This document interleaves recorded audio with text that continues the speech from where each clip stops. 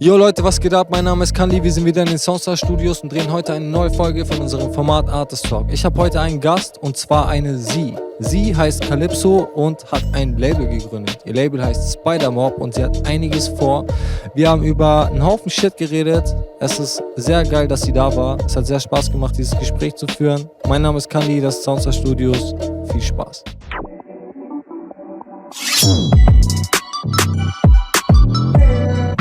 Took shit for trading, got them hoping that I'm making. Crips in the barrel, and your niggas look at fish. Put niggas back, but I'm tryna break this negativity. I swear it used to be loyalty over everything. Drip, Sauce, ich tripp nur noch Sauce, ja, ich trippe, die Sauce. Drip, Sauce, ich tripp nur noch Sauce, ja. Servus. What's up, bro? Was geht? Alles gut? Ja, Mann, bei dir?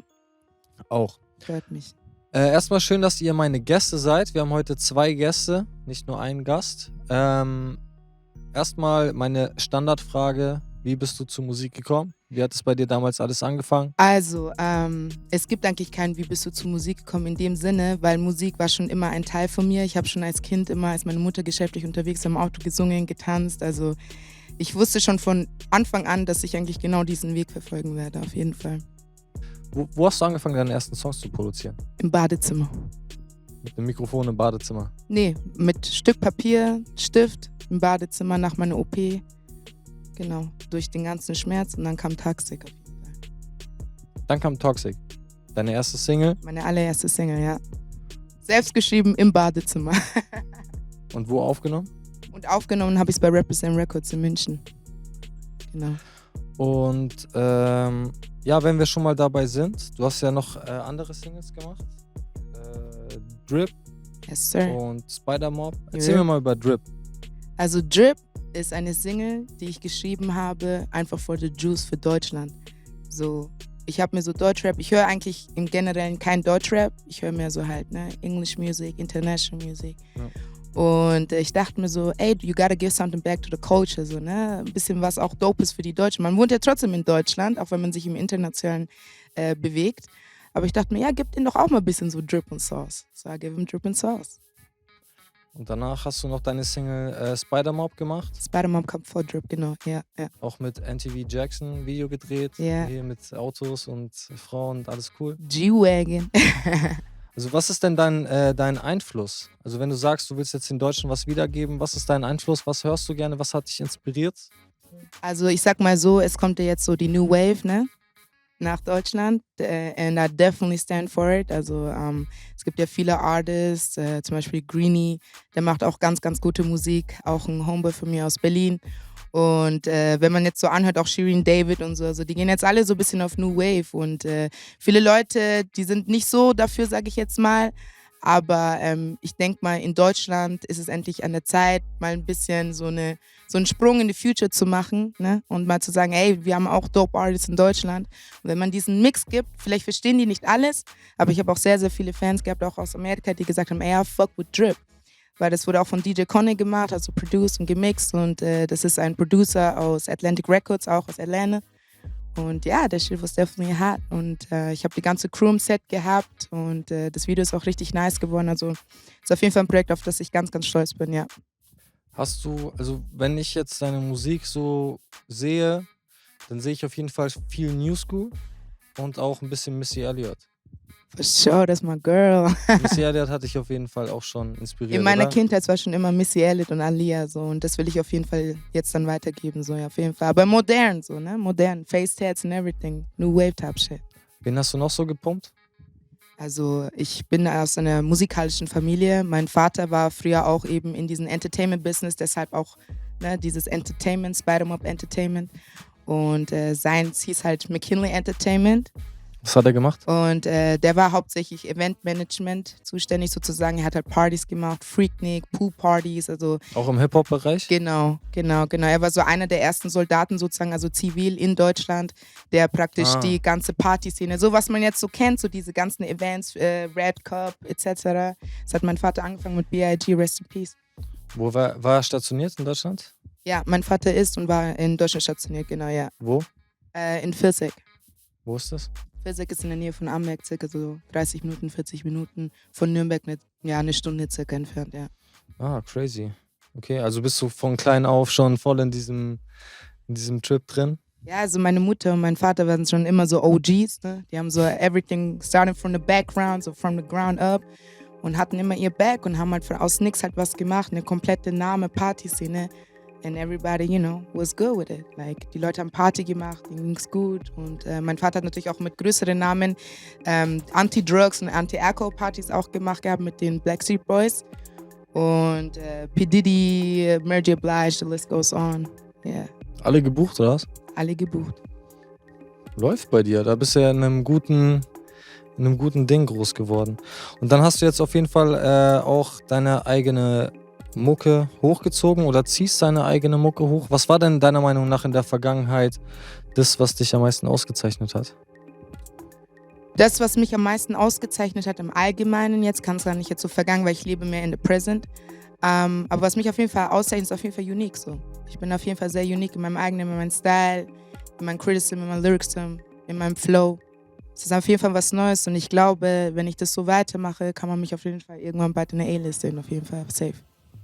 Ja, Potenzial hast du. Du warst ja letztes Jahr auch bei DSDS. Genau, ja. Wie kam es dazu, dass du bei DSDS gelandet bist? Ich habe von der UFA Talentshow eine E-Mail bekommen, dass sie sich halt mein Profil auf Instagram angeschaut haben, meine Musik ausgecheckt haben Interesse gehabt, haben gesagt, hey, komm. Haben dann mir einen Brief Einladung geschickt, dann bin ich gekommen zum Vorsingen, bin dann weitergekommen. Hauptsächlich war das Ganze praktisch über Pietro Lombardis Online-Casting, der das halt auch gemacht hat, ganz neues Format, was man so von DSDS eigentlich gar nicht kennt. Man kennt sie nur im Fernsehen, ganz normal, Kandidaten kommen rein, etc. Fand ich auch ganz gut von Pietro auf jeden Fall, also P, what's up?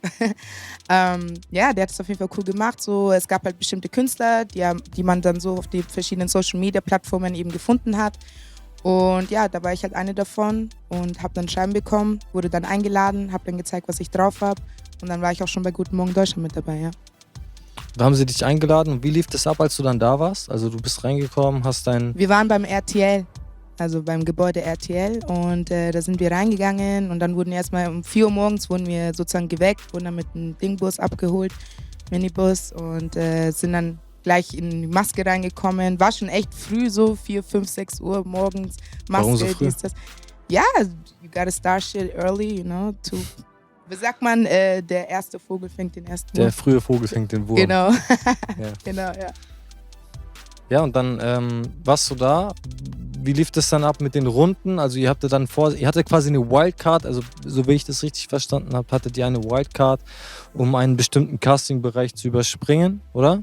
Genau. Und wart dann quasi im Recall schon drin, safe. Und was ging dann da? Hattet ihr nochmal untereinander eine Competition? Das war sozusagen eine Competition zwischen uns 3.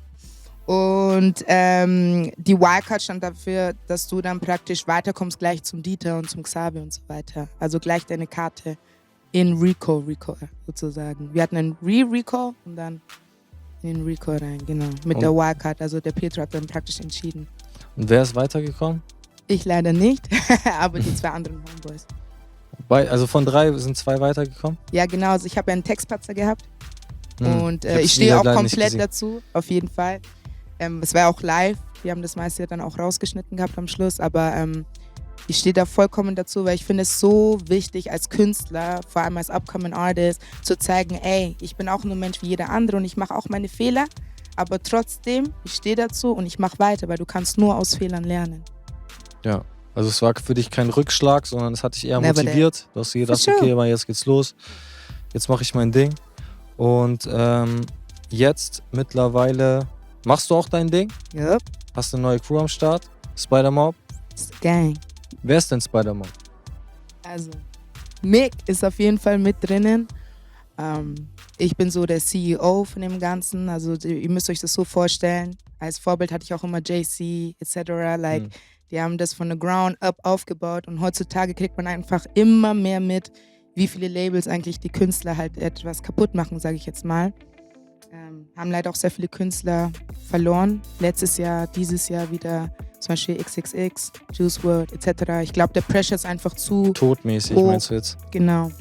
Okay. Ja. Und ich glaube halt einfach, es ist halt sehr wichtig, dass mir bedeutet es viel mehr, wenn ich was aufbaue von the ground up, als wenn ich jetzt gleich irgendwas sein und dann bin ich irgendwo drin und dann letztendlich kämpfe ich nur darum, wieder rauszukommen. Also, why not just start from the bottom? Also du findest den Weg einfach geil, dann Independent-Label zu gründen und dann eine Crew zu haben, mit der du dich durchkämpfst, anstatt jetzt irgendwo bei einem bekannteren Label zu sein und dich da zu unterwerfen. Genau, deswegen bin ich ja bei Universal Music Group, aber als Independent Artist, genau. Also ich kann machen, was ich will in dem Sinne. Also du hast einen Vertriebsstil dort, oder? Genau. Okay, Also cool. über die werden halt meine Songs jetzt momentan noch gestreamt. Aber unser Long-Term Goal ist zu sagen, bottom up, all the way, from A to C. Und was habt ihr, Producer und Rapper oder was ist die Crew Spider-Man? Was geht da ab? Also es sind mehrere Leute beteiligt auf jeden Fall im Background und die wollen jetzt noch im Background ein bisschen bleiben. Aber ich sag mal so, when the time comes, everybody gonna be shining and eating at the table. Okay. Dann habe ich auch noch auf jeden Fall ein paar Fragen. Ich muss ja noch ein paar Dinger wechseln. Black Lives Matter.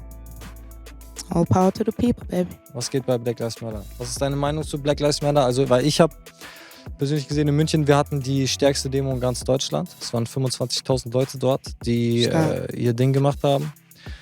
Black Lives Matter hat auf jeden Fall sehr, sehr krasse Wellen geschlagen. Was ist deine Meinung dazu? Also findest du, dass das in Deutschland überhaupt relevant ist? Weil ich denke, das ist ein amerikanisches Thema. Natürlich ist es geil, wenn die ganze Welt dazu demonstriert. Aber was ist deine Meinung dazu? Also, da muss ich dir leider sagen, ist nicht so. Also, nur ein amerikanisches Thema ist es bestimmt nicht. Black Lives Matter sagt es ja schon. Schwarzes Leben zählt. Und wir haben ja natürlich auch Schwarze hier in Deutschland. Wir haben Schwarze in all around the globus, nicht bloß in Amerika. Ja, ich meine halt die Polizeigewalt. Also weil die Polizeigewalt gegen Schwarze ist in Amerika schon sehr, sehr massiv. Deswegen halt ein amerikanisches Thema. Ich denke nicht, dass wir das in Deutschland haben, dass die deutschen Polizisten halt so krass gegen Schwarze vorgehen. Hast du die Videos gesehen von den Demos in Berlin, München etc.? Ein paar. Ja. Also ich würde niemals sagen, es gibt keine Polizeigewalt in Deutschland. Never that. Ja, es gibt definitiv Polizei. Ich habe da heute auch ein Video gepostet, wo die einfach reinspatten. Also ich bin da auch voll mit dir. Aber was ist dein Ding? So, hast du Rassismus in deinem Alltag schon mal erfahren? For sure. Ja? Also ich glaube, jeder schwarze Mensch kann da mit mir fühlen, wenn ich sage, schon als Kind. Also ich glaube, das ist ein Thema. Ich meine, we go way back, 700 Jahre Slavery, ne? Und jetzt im 20. Jahrhundert immer noch. Leute müssen sich beweisen durch ihre eigene Hautfarbe und ich finde es eigentlich gut, dass es endlich mal jetzt an der Zeit, zum Beispiel Deutschland, verschiedene Countries, alle waren und das Black Lives Matter und jetzt ist wirklich an der Zeit, dass jeder sieht, ey, das gibt's halt, ne? Also wir kämpfen damit schon unser Leben lang, aber dass andere Kulturen und Rassen sozusagen jetzt auch mal aufstehen und sagen, hey, enough is enough und vielleicht können wir es nicht ändern, unsere Kinder noch ein Teil, aber vielleicht unsere Kindeskinder können vielleicht das echt mal aus der Welt schaffen. Weil wenn es keinen Rassismus auf der Welt gibt, wären wir dem Weltfrieden ein bisschen näher. Also ich finde Rassismus im heutigen Zeitalter auch eigentlich sehr, sehr lächerlich, ehrlich gesagt. Ich finde das voll unnötig. Aber ich bin jetzt auch ein Deutscher. Ich bin weiß. So. Aber ich liebe amerikanische Musik. Ich liebe Black Music. Ich pump das, weißt du so. Wenn ich jetzt rumlaufe und höre mir und ich rap zum Beispiel einen Song nach von irgendjemandem und da wird Nigger gerappt. Würdest du sagen, ich bin ein Idiot oder ein Rassist, weil ich das nachrappe? Oder darf ich das sagen in deinen Augen oder darf ich das nicht sagen? Weißt du? Also ich würde so sagen, eigentlich sollten wir es alle nicht sagen in dem Sinne, ne? Aber wir sagen es halt auch, aber es ist natürlich trotzdem was anderes, when a white boy be like, hey nigga. You know, Ja, das ist einfach so, it just don't sound right, you know, it just don't sound right. Und aber ich sag mal so, wenn du mein Bro bist und wir sind im Raum und wir rappen alle dies, das und du sagst, hey man, nigga, dann it is what it is, know what I'm saying? It is what it is. Da kann man jetzt nicht sauer sein. Aber wenn jetzt irgendein White Boy auf der Straße zu mir kommt und so, hey nigga, oh, we got a problem. Hast du, wo war denn der Facts? Yeah. Was heißt Facts?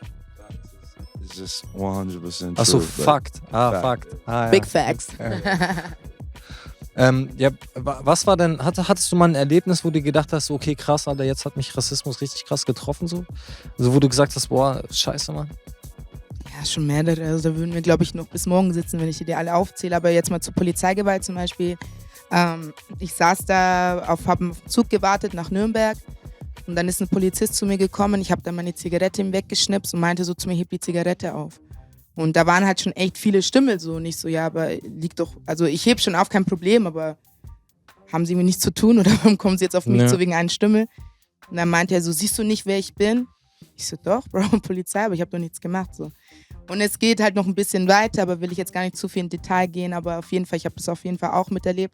Ich habe nichts persönlich gegen die Polizei in dem Sinne, weil ich einfach auch Family Members habe von meiner Schwägerin zum Beispiel. Du kannst die halt das auch, ne? straight sagen, man. Es gibt viele Pfosten bei der Polizei. Ja, aber es ist halt so, ne? Also Pigs, Bro. Ich erzähle dir mal eine Geschichte, wenn du Bock hast. Okay? Ich war damals, das war vor ungefähr 5 Jahren oder so, war ich mit einem Kollegen von mir, Shorty, Gruß geht raus an Shorty, Jabbar, der kommt aus Togo, guter Homie von mir, okay. Und wir kommen eigentlich aus Würzburg. Bedeutet, wir sind von München nach Würzburg gefahren mit einem Bayern-Ticket und haben uns halt zu zweit so ein Bayern-Ticket gekauft. Und er sagt dann zu mir so, ja, pass auf, mein Cousin und meine 2 Cousinen fahren noch mit uns mit Bayern-Ticket, die müssen nach Nürnberg. Ich sag so, okay, kein Ding. Nehmen wir die mit, alles cool.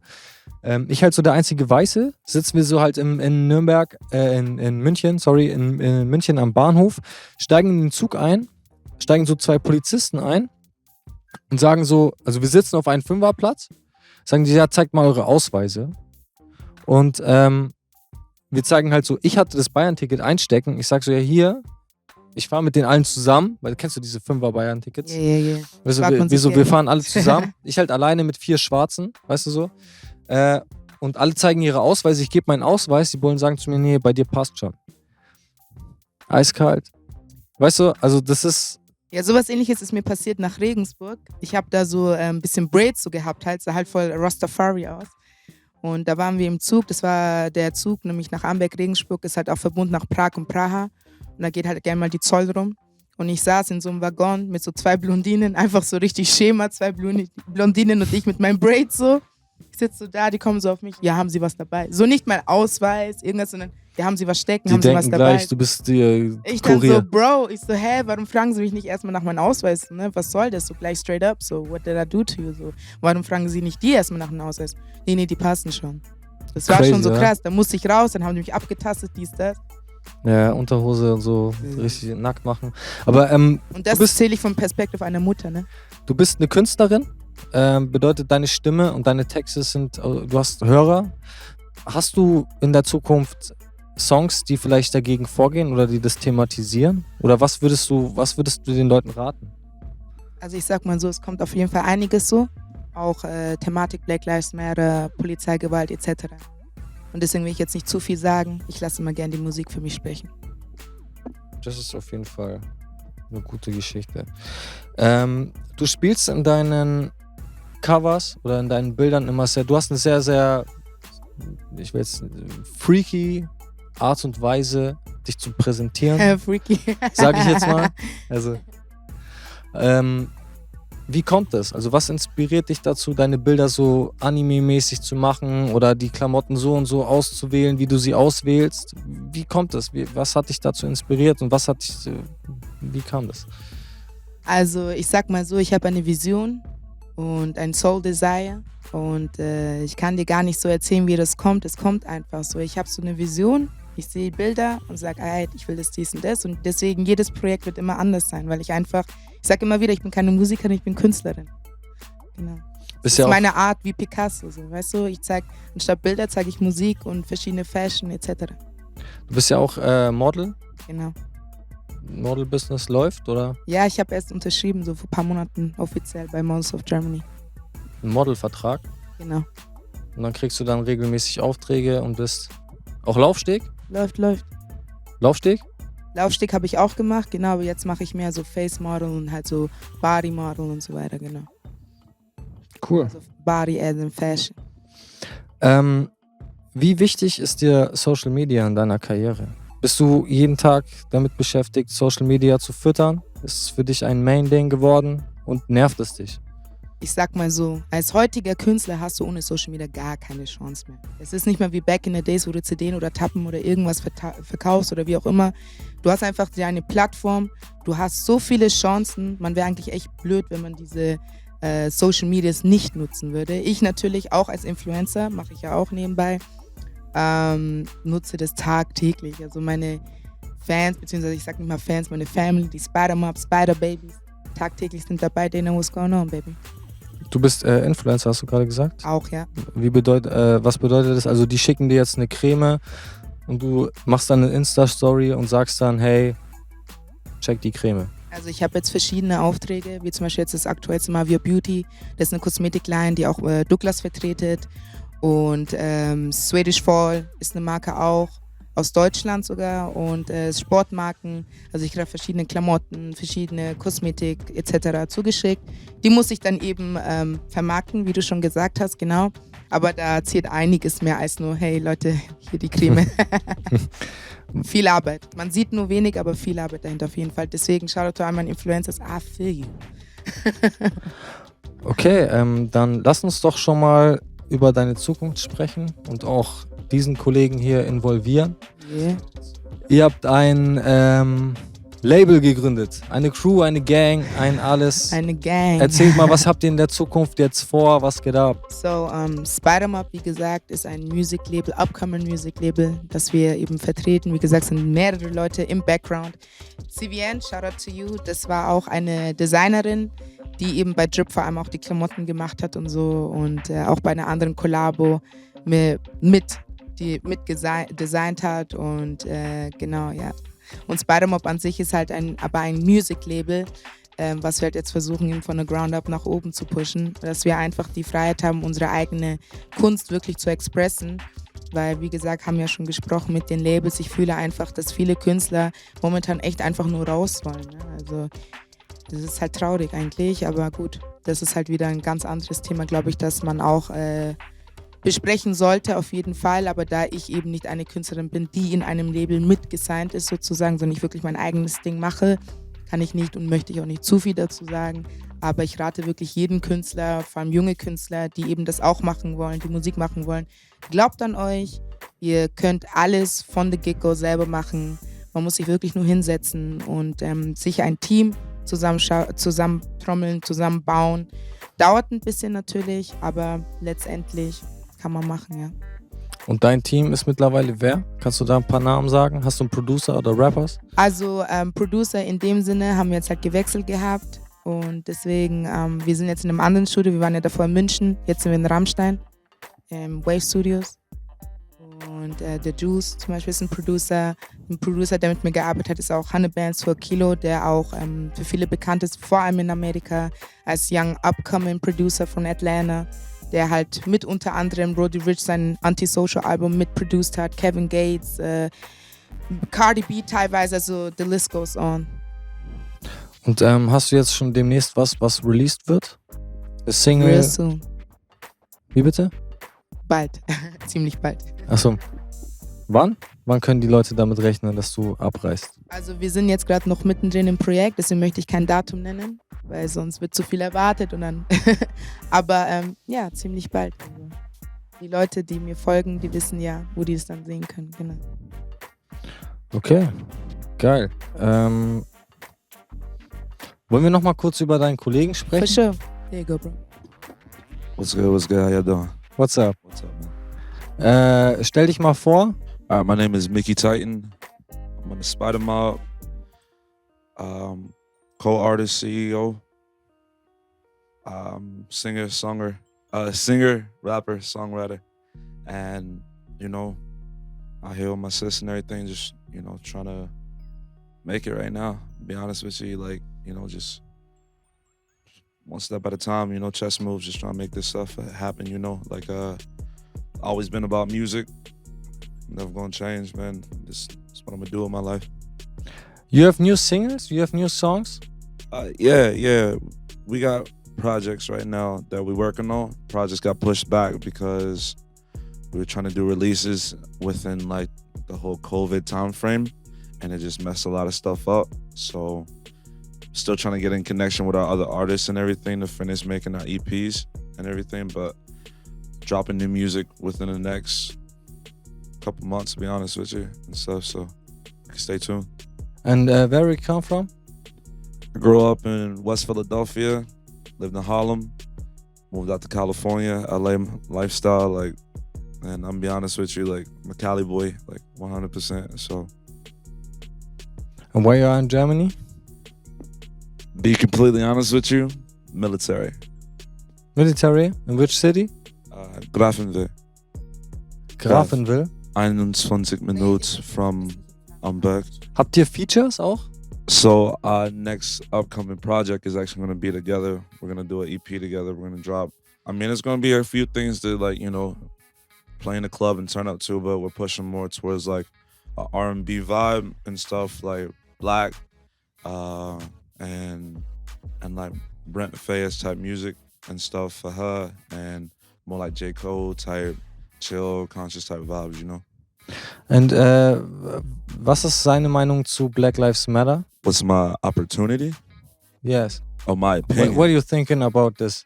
Well, I 100 support it. I mean, I come from a place where I've seen firsthand a black kid getting choked out by a cop, never made the news. And I heard Will Smith say that racism isn't getting worse, it's just getting filmed. You know, and I really believe that because there's been a lot of police brutality, especially where I come from, being in Philly. Like, you see it 24/7. You know, it's been a part of my family. I've seen it through friends. I've lost friends because of it. You know, so now the people are actually stepping up and trying to make a change. You know, like we always have been trying to make a change, but it's been through peace and talking. We done talking. You know, it's time for action. So I support it 100%. I stand by my people. I stand by my brothers and my sisters 100%. Und was glaubt ihr, was kann man anders machen, um das alles zu verändern? Thing is, it's not hard to make a change. You just gotta have that acknowledgement that you messing up. Like small acts of kindness, random acts of kindness. Pay it forward. Somebody does something good for you, do something good for someone else. Stop looking at someone's skin. My skin color shouldn't be a crime. My skin color should be only what represents my heritage, my ancestry. That's it. Hast du schon mal in deinem Leben Polizeigewalt erlebt? Wurdest du schon mal irgendwie von Polizisten geschlagen oder so? Oh yeah, 100%. West Philadelphia, 2013. I was with two of my friends. Got hemmed up by cops. They put us up against the wall, searching us. Oh, you got drugs on you? Found no drugs. Beat the shit out of us. Tried to prosecute them. Nothing came from it. Like, I got hair right now, but I had a scar on the side of my head right now because of a cop. Ist crazy, Mann. Ich muss da immer an diese Szene denken von Straight Outta Compton. Gibt's so eine Szene, weißt du, kennst du die? Wo die aus dem Studio rauskommen und dann die machen da Faxen. Ist scheiße, verstehe ich, ist echt nicht cool. Ich hoffe auch, dass in der Zukunft diesbezüglich, dass wir alle mal klarkommen. So. Aber cool, dass du da bist. Finde ich geil, auch mal eine amerikanische Meinung dazu zu hören. Nicht immer nur die Germans, weißt du, die dann ihren Senf dazu geben. Über was ich mit dir eigentlich noch reden möchte, ist die Geschichte, dass du immer sehr, sehr viel mit Anime und sowas spielst. Gibt es eine Anime-Figur, die dich sehr inspiriert? Prinzessin Monoko. Wer ist Prinzessin Monoko? Ja, ich bin ja Indianerin, ne? Also Cherokee-Indianerin, hab das ja auch in meinem Gesicht tätowiert. Und, also Half-Blood. Und Prinzessin Monoko ist auf jeden Fall eine Anime, die halt hauptsächlich halt auch von den Wölfen, also mit den Wölfen gelebt hat und die auch als Familie sieht und so. Und da ja eben das Symbol von uns auch Wölfe sind, so fühle ich mich damit schon sehr verbunden. Das ist auch eine meiner Favorite Movies. Auf jeden Fall. Ich habe mal in der Vergangenheit, ich weiß nicht, wer mir das gesagt hat, sorry für den Gossip, aber ich habe mal gehört, dass du sehr, sehr viel mit diesen ganzen 666 Sachen spielst und auch mit diesen satanistischen Ritualen. Was geht da? Gar nichts. Also ich komme aus einer Familie, meine Oma, also in dem Dorf, wo sie herkommt, aus Chermik, werden wir die Meliks genannt. Und das sind Engel. Engel, ja, Meliks. Und ich komme aus einer sehr heiligen Familie. Also mein erster Name ist auch Hava und das heißt Hefa, die Heilige. Ich bin sehr, sehr spirituell, aber spirituell kann natürlich auch ins Böse oder ins Gute gehen. Aber ich mache nichts mit schwarzer Magie, also nur weiße Magie. Wenn dann. Okay, ja, das ist cool, dass wir das mal klargestellt haben. Du bist auch live unterwegs, oder? Hast du dieses Jahr noch Live-Gigs geplant? Also wie gesagt, wir konzentrieren uns jetzt gerade auf die Projekte. Wegen eben jetzt durch diesen ganzen Corona, wie gesagt, wurden wir ein bisschen hintergeschmissen, weil die Studios waren zu etc.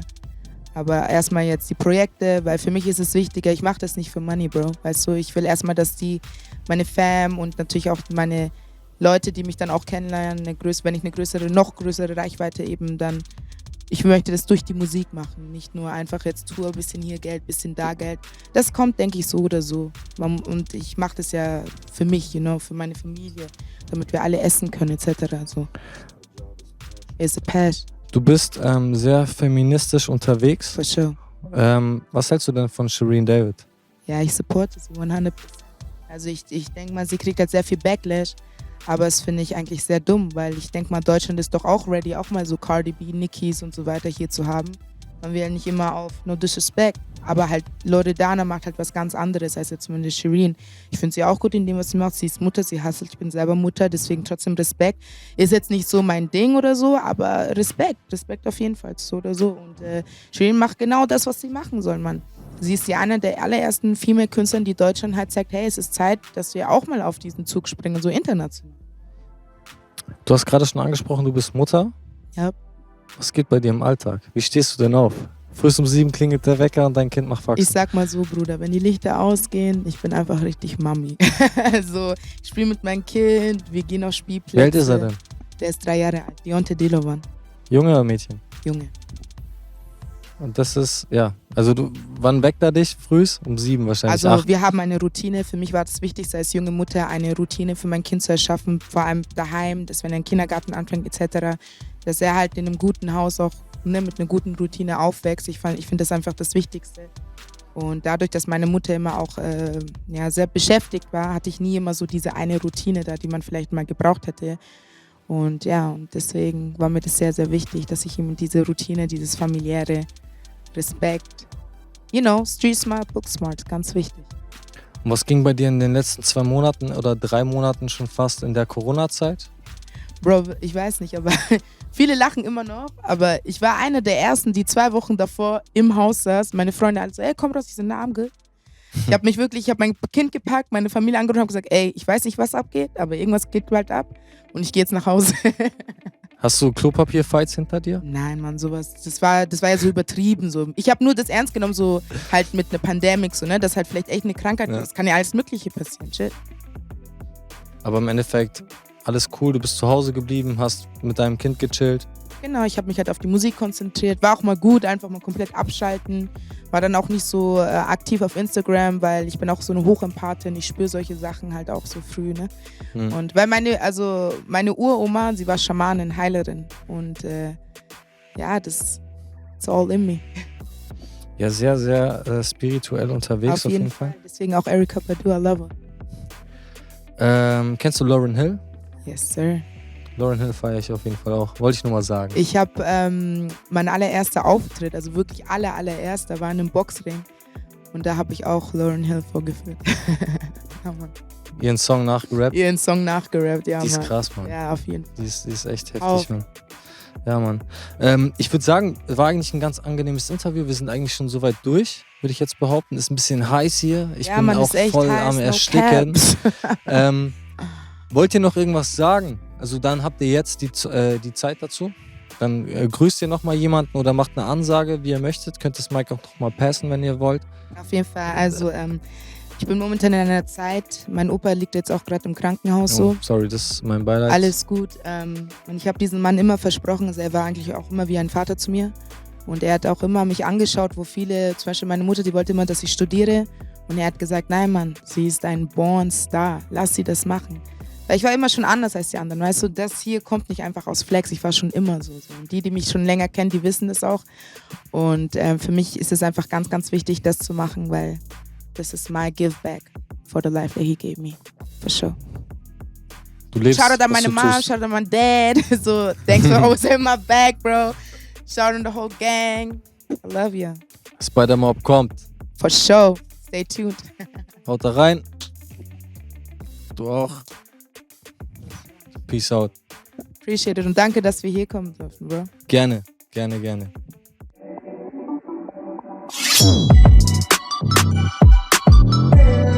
Jo Leute, das war die neue Folge von Artist Talk. Ich hoffe, es hat euch gefallen. Wenn es euch gefallen hat, dann macht einen Kommentar, macht eine Bewertung. Lasst auf jeden Fall ein Abo da.